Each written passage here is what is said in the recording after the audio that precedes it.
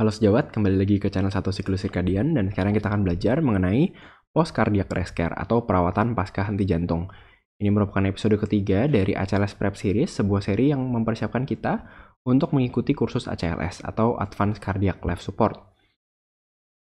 Lanjut aja, perawatan pasca henti jantung itu dilakukan setelah pasiennya mengalami ROSC. Jadi kita buat sebuah kasus, misalnya pasien mengalami henti jantung. Lalu kita lakukan resusitasi, kita RJP, kita berikan obat-obatan henti jantung, dan kita lakukan defibrilasi. Setelah kita lakukan defibrilasi, itu ternyata pasiennya mau kembali ke irama normal. Anggaplah irama sekarang adalah sinus takikardi. Terus pasiennya kan ROSC, jadi pasiennya muncul nadi dan muncul tekanan darah secara spontan, jadi tidak perlu kita bantu. Terus sekarang mau ngapain? Biasanya kita kalau medical student atau anak-anak koas itu, dulu saya koas itu ngertinya cuma sampai ke algoritma henti jantung aja. Tapi aku nggak pernah belajar mengenai kalau udah selesai henti jantung, pasiennya sadar itu nggak mau ngapain. Nah, makanya kita perlu belajar mengenai perawatan pasca henti jantung. Yaitu kalau misalnya pasiennya udah sadar itu harus diapain. Ataupun tidak sadar, pasiennya sudah ROSC itu harus diapain. Nah, post cardiac arrest care atau perawatan pasca henti jantung itu bertujuan untuk mengoptimalisasi fungsi jantung dan organ vital. Kenapa kita mengoptimalisasi fungsi jantung organ vital? Karena pada pasien-pasien yang mengalami henti jantung itu memiliki resiko tinggi untuk mengalami henti jantung yang berulang, terutama dalam 24 jam pertama. Hal ini disebabkan karena resusitasi yang lama atau iskemia dari otot jantung atau jaringan otak. Tujuan kedua dari post cardiac arrest care ini adalah untuk melakukan stabilisasi dan persiapan pasien untuk transport ke fasilitas lanjutan. Jadi pasien-pasien ini kan bisa juga mengalami henti jantung di luar rumah sakit. Jadi untuk mencegah terjadinya itu, ya kita harus melakukan stabilisasi pasien sebaik mungkin.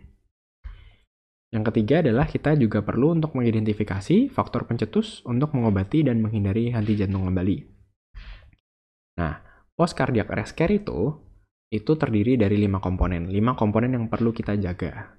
Komponennya adalah ventilasi dan oksigenasi, hemodinamik, kardiovaskular, neurologis, dan metabolik. Biar gampangnya, kita langsung lanjut aja ke algoritmanya. Algoritmanya ini mengikuti algoritma AHA 2020. Jadi dia yang paling update ya. Nah, AHA 2020 itu membagi algoritma post cardiac arrest care itu menjadi 2, yaitu fase stabilisasi awal dan manajemen berkelanjutan. Oke, lanjut aja, kita mulai ke fase stabilisasi awal. Nah, pasien sudah kembali ke sirkulasi spontan atau ROSC. Yang perlu kita lakukan adalah, gampangnya itu kita kelola dulu ABC-nya, parameter ABC. Jadi yang pertama adalah kelola saluran napas pasien.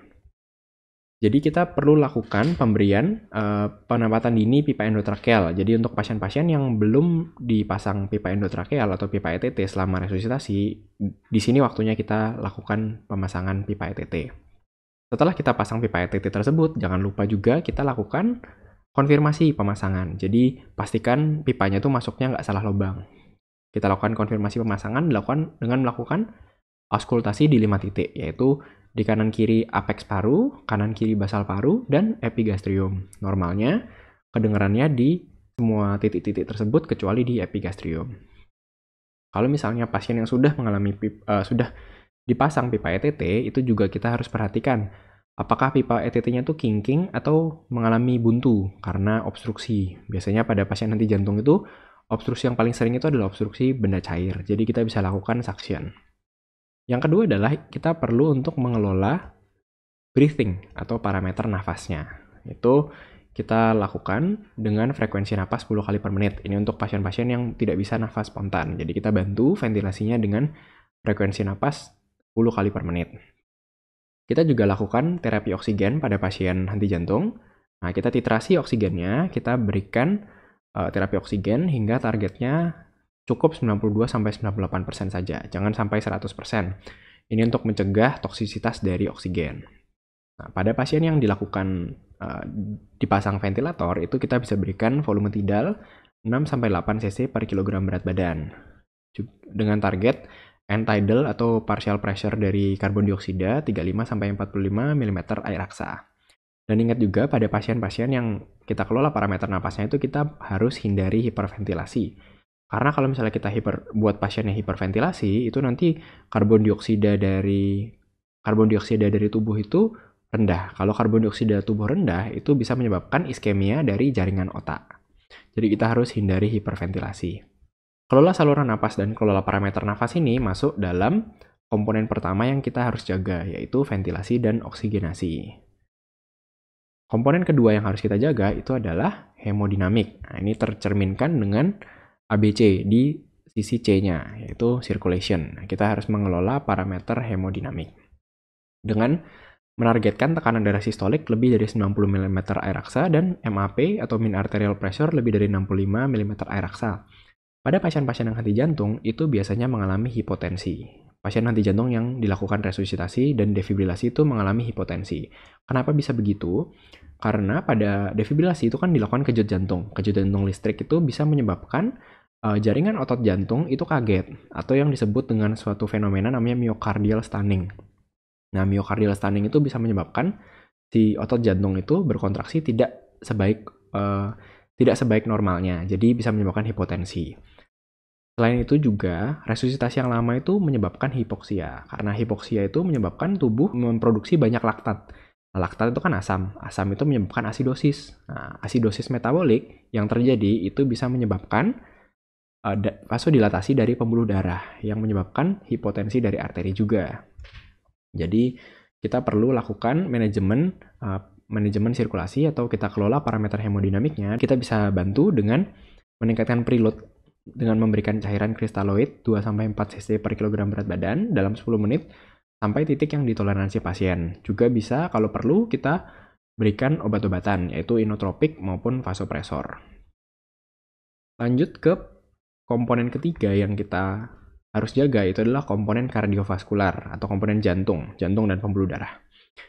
Pada pasien henti jantung itu biasanya seringkali terjadi karena serangan jantung. Jadi kita perlu lakukan EKG, pemeriksaan EKG 12 hadapan, EKG 12 lead.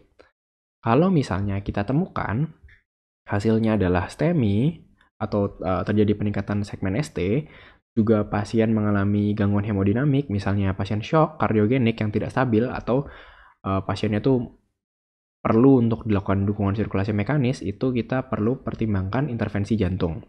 Kalau misalnya di rumah sakitnya itu ada fasilitas intervensi jantung. Kalau nggak ada ya kita persiapkan, kita stabilkan pasien, kita persiapkan untuk rujuk. Nah, ini semua masuk ke fase stabilisasi awal. Nah, untuk fase kedua adalah fase manajemen berkelanjutan. Setelah kita kelola ABC pasien, lalu juga kita periksa kardiovaskularnya, aman-aman, lalu kita cek neurologis pasien. Cek neurologisnya gampang, dengan cara apakah pasiennya tuh mau mengikuti perintah atau tidak. Misalnya suruh angkat tangan atau angkat kaki, itu mau mengikuti perintah atau tidak. Kalau misalnya pasiennya itu sadar dan mau mengikuti perintah, ya udah kita lanjut aja. Kita cek apa yang menyebabkan pasiennya itu henti jantung. Kalau misalnya pasiennya itu tidak sadar, jadi pasiennya itu tidak mau mengikuti perintah, tidak sadar, koma, nggak mau mengikuti perintah, itu berarti neurologis pasien itu buruk. Yang terjadi karena hipoksianya itu ternyata berat. Hipoksia dari jaringan otaknya itu berat. Makanya pasiennya itu mengalami penurunan kemampuan neurologis. Kalau pasiennya itu tidak sadar atau koma atau tidak mau mengikuti perintah, itu kita perlu lakukan yang namanya targeted temperature management. Selain kita lakukan pemeriksaan ya CT scan, EEG, manajemen perawatan kritis lainnya. Tapi yang utama itu adalah kita lakukan terapi ini, yaitu targeted temperature management. Targeted temperature management itu apa sih? Itu adalah suatu metode untuk meningkatkan prognosis dari pasien henti jantung. Jadi ini sudah dilakukan penelitian dan terbukti untuk meningkatkan prognosis pasien henti jantung. Gimana cara kita melakukan ini? Adalah kita buat pasiennya mengalami hipotermia. Jadi hipotermia dengan suhu core itu 32-36 derajat Celcius. Kita buat pasien dalam kondisi hipotermia selama minimal 24 jam pertama. Gimana cara kita bisa buat pasiennya hipotermia? Yaitu ada beberapa cara, yaitu kita bisa berikan infus kristaloid cairan NaCl 0,9% yang didinginkan 4 derajat Celcius. Atau kita bisa berikan pad pendingin, ini pad pendingin. Atau juga kita bisa berikan es batu di lipatan-lipatan tubuh pasien. dengan mencapai 32-36 derajat Celcius ini. Kalau misalnya sudah diberikan selama 24 jam, kita lakukan rewarming atau kita hangatkan pelan-pelan. Setengah derajat Celcius per jam. Jadi kita hangatkan pelan-pelan, setengah derajat Celcius per jam kita naikkan suhu tubuhnya. Ingat, untuk melakukan target temperatur management itu, kita perlu melakukan manajemen ini di ICU, karena kita perlu pantauan ICU untuk mencegah komplikasi. Yaitu komplikasinya apa aja? Bisa aritmia, infeksi, gangguan perdarahan, gangguan koagulasi, dan gangguan elektrolit. Nah, setelah kita cek neurologis, kita lanjut ke komponen terakhir, yaitu komponen kelima, komponen metabolik. Di sini tulisannya adalah evaluasi dan atasi penyebab henti jantung yang reversibel, juga konsultasi ahli. Jadi, di komponen metabolik ini kita perlu melakukan beberapa pemeriksaan, yaitu biasanya yang dilakukan pemeriksaan itu kita pemeriksaan darah, pemeriksaan elektrolit, pemeriksaan ronsen torak, dan EKG. Nah, ini untuk mengecek apa? Untuk mengecek penyebab-penyebab henti jantung yang reversibel, yaitu apa? Henti jantung yang reversibel adalah 5H, 5T. 5H, 5T ini disebutin di sini. Jadi hipovolemi misalnya pada pasien perdarahan, hipoksia, hipotermia, hipohiperkalemia, gangguan elektrolit, hidrogen ion atau asidosis. Juga 5T-nya itu ada tamponade jantung, trombosis paru, tensen pneumotoraks, dan racun atau toksin. Oke, sampailah kita ke kesimpulan atau key point-nya, yaitu pertama, post cardiac arrest care atau perawatan pasca henti jantung itu dilakukan setelah pasiennya itu RUSC. Jadi pasiennya sudah kembali sirkulasi spontannya, lalu lanjut ke PCAC, di mana kita melakukan penjagaan atau kita maintain 5 komponennya. 5 komponen yang dijaga dalam 2 fase, yaitu fase stabilisasi awal dan manajemen berkelanjutan. 5 komponennya apa aja? Ventilasi oksigenasi, sirkulasi, kardiovaskular, neurologis, dan metabolik. Ingat, untuk gampangnya, fase stabilisasi awal itu kita lakukan seperti trauma-trauma biasa. Jadi kita lakukan A, B, C. Jadi kita pastikan A aman, B aman, C aman. Setelah A, B, C aman, baru kita urus jantungnya. Setelah jantungnya aman, kita urus neurologisnya. Terakhir, kita urus metaboliknya. Ingat, evaluasi dan atasi penyebab reversibel. Kita cek dengan tadi ronsen toraks, ambil darah, ambil elektrolit, EKG 12 lead. Ingat, konsul.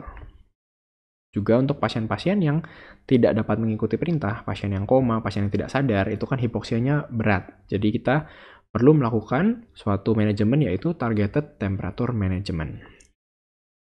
Udah itu aja perawatan pasca henti jantung. Selamat belajar, semangat belajar, semoga berguna.